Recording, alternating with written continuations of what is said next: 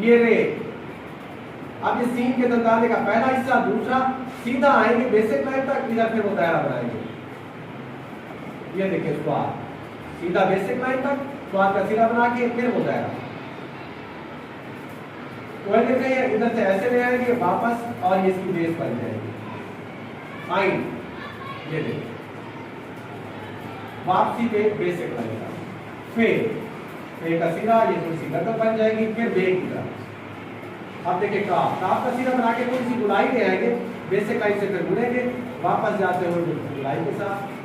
अब अलग की तरह दूसरा काफ ले आए, इसके साथ बेग के तरह एक नीचे वाला हिस्सा जोड़ेंगे और इसकी 45 पे और इसकी प्रेशर लाम देखिए सीधा ले आए जैसे अलग लिखा था, फिर दायरा अपने उसी असूल के तहत कि हर दायरे का झुकाव लेफ्ट साइड पर होता है। मीन ये देखेंगे